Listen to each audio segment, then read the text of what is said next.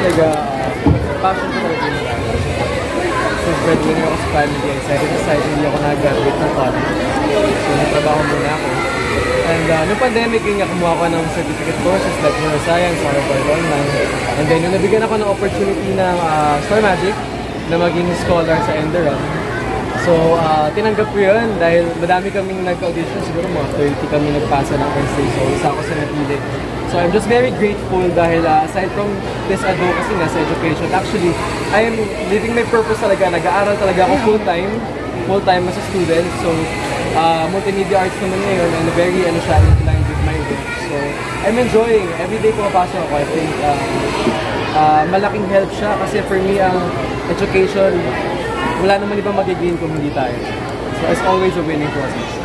Right now, you're very popular among kids as parang an educational role. So, nalilina ka sa ganong image. Anong pakiramdam sa... Sa akin, happy ako eh.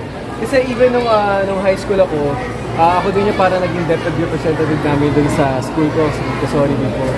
So, kung para maging isa kang talagang iniidolo pagdating sa, hindi lang sa art, hindi pati sa education, for me, it's a different scene.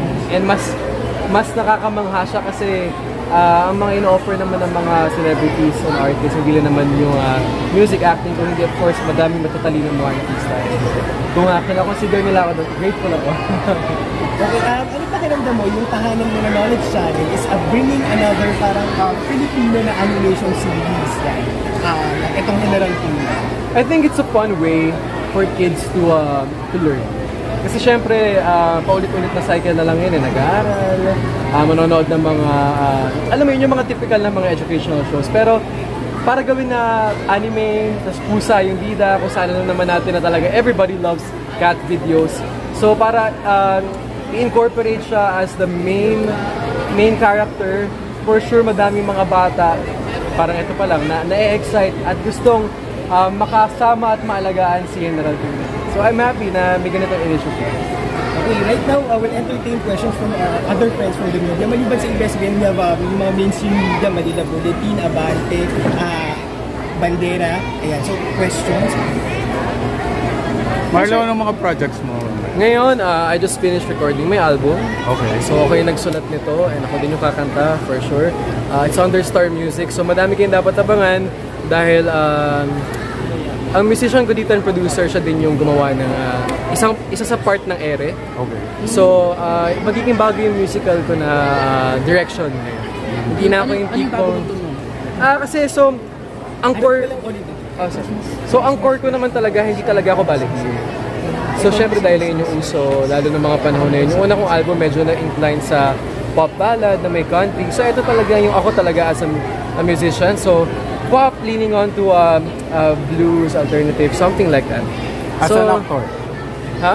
As an actor, well, yun nga, part ako ng I Love You 1000. Kami po yung bida doon ni Majoy. So, pinapalabasin every Sunday morning sa Kapamilya Channel. But, as of now, ang focus ko talaga music. Pero if may dumating na magandang project, ay napag-usapan namin ni Direct Glory, ipupush pa din siya. Okay. Marla, Christmas family, ano yung Christmas routine? Ako, ang gusto ko lang maging healthy yung mga tao and of course, abangan nila yung mga bago kong padating na kanta.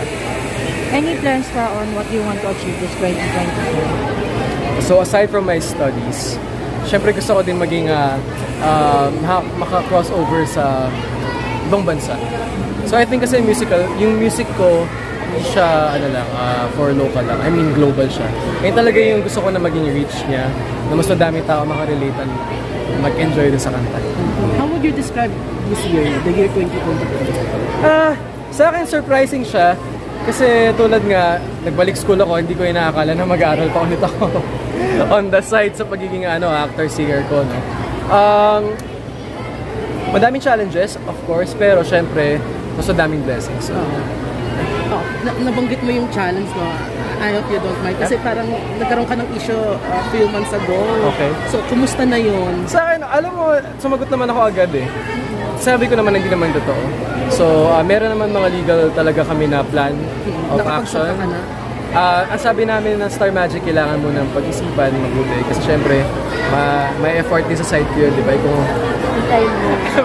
Ang dami ko ginagawa sa buhay ko, di ba? So, Basta ako nakapagsabi na ako na dapat kong sabihin, and confident naman kami doon. So, if ever na lang may mga ganun ulit, ang alam naman siguro ng mga tao, may mga law against that, mga cyberbullying. Pero Marlo, they tried ba? Nakausapin pa para hindi na umabot sa... Hindi ko kasi sila kilala.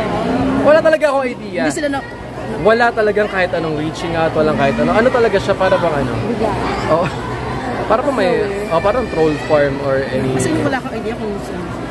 Wala talaga. Pero, again, yung IP address, na-trace na namin kung saan yung area. And may kausap na kami na lawyers. Meron talaga.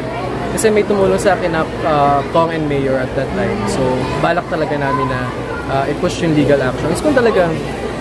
Pero tumigil naman sila, di ba? Parang Wala naman, nawala din agad eh. Oo. And ako naman, ay sa akin, madami ako mas importante mga ganap sa buhay, like yung pag-aaral ko, ayoko maapektuhan. Dahil lang sa mga, basta pinaka-advice ko lang guys, sinabi naman na ng mga tao yun before, na think before you click. Kasi ngayon syempre lahat ng mga tao, alam mo yun, ang daling makapag-share, ang daling, hanap mo na kayo ng facts. Parang ang mga tao ngayon, ang mga madla, kasi parang journalists na din eh.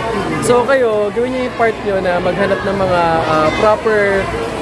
proper sources sa mga bagay na inyong i-share, kasi pwede makasira ng mga buhay ng mga tao na nananahimik. So hindi lang para dun sa mga kung anong issues, but in general guys, just be aware and of course, be mindful of your actions talaga. Marlo, love life. Wala pang panahon talaga kasi nga, yun nga eh, pagkagising ko, nag-aaral ako, tapos nagpo-produce din ako ng sarili kong music. Then I'm gonna go back to vlogging and producing covers as well. So, basta madami ako mga nakaplano for myself. Ayun muna yung goal ko. And of course, for my family.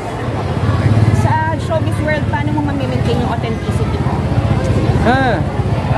Ang sa akin naman kasi, of course, there are like four sides to people, di ba? Some that you share to yourself na, to your friends, and to the people around you.